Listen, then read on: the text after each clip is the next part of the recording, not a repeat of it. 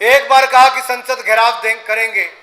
तो हजारों कार्यकर्ताओं ने लाठी खाने के लिए कभी पीछे नहीं रहे। इस कार्यकाल की शुरुआत में भी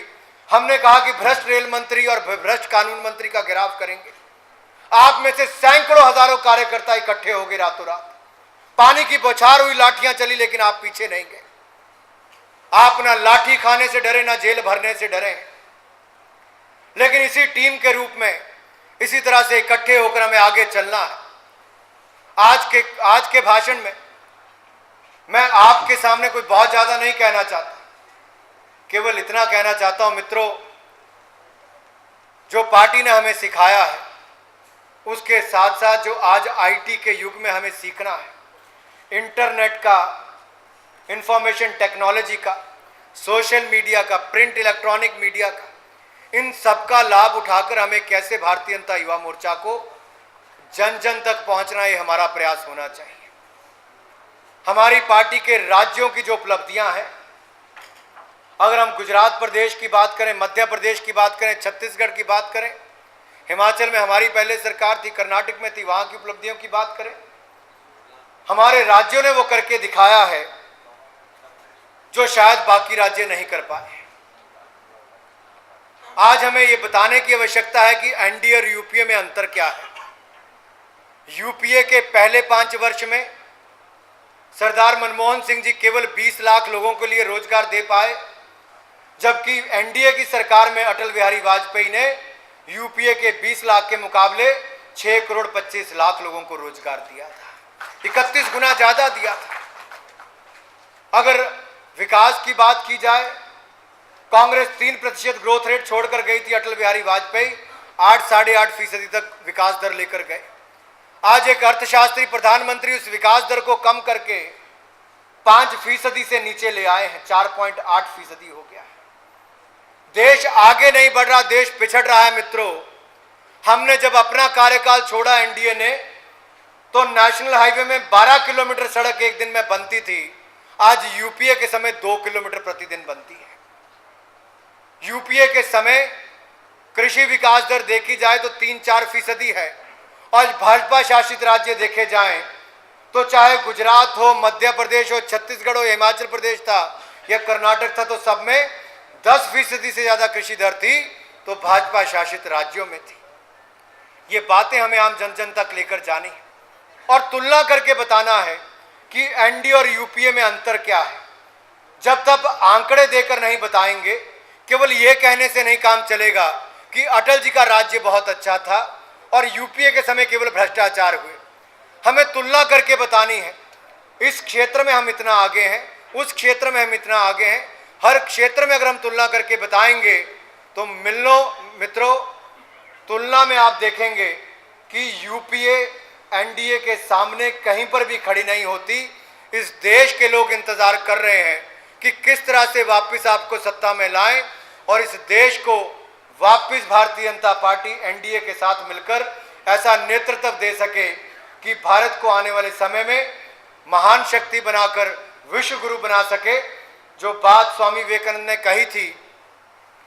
चेन्नई में 1897 में उन्होंने कहा था कि मैं देश के सभी लोगों से कहना चाहता हूं, भाई और बहनों से,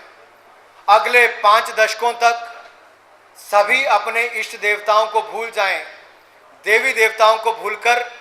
केवल एक देवी की पूजा करें, भारत माता की जय, भारत माता की जय करें। राष्ट्रवाद की भावना उन्होंने जगाई थी और ठीक 5 दशकों के बाद, 50 वर्षों के बाद 1947 में भारत को आजादी मिली, भारत आजाद हुआ। एक बात और उन्होंने कही थी कि 21वीं शताब्दी भारत की होगी। 21वीं शताब्दी की शुरुआत भारतीय जनता पार्टी की एनडीए की सरकार के समय हुई। यह देखकर लगता था कि मानो सही मायने में 21वीं शताब्दी हमारी होगी।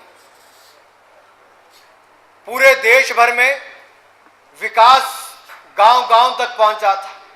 प्रधानमंत्री ग्रामीण सड़क योजना की सोच किसी की थी तो माननीय अटल बिहारी वाजपेयी ने गांव-गांव तक सड़कें पहुंचाई। देश को एक कोने से दूसरे कोने से जोड़ने के लिए, नेशनल हाईवे के लिए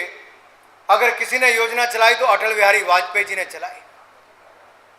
गांव से शहर को जोड़ना, शहर को दूसरे शहर से जोड़ना,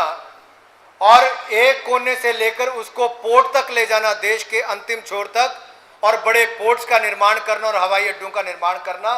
यह भी सोच किसी की थी आधारभूत ढांचा सुधारने की,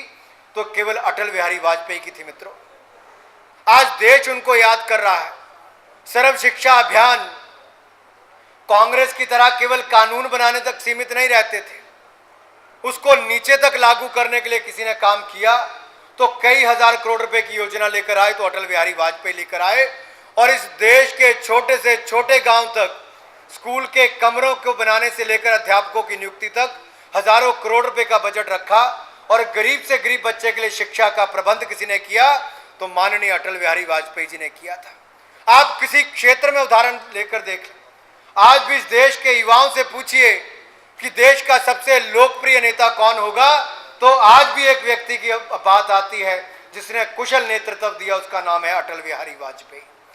आज भी देश के लोग उनको याद करते हैं, युवा पीढ़ी उनको याद करती है, और उन्हीं के पद चिन्हों पर चलकर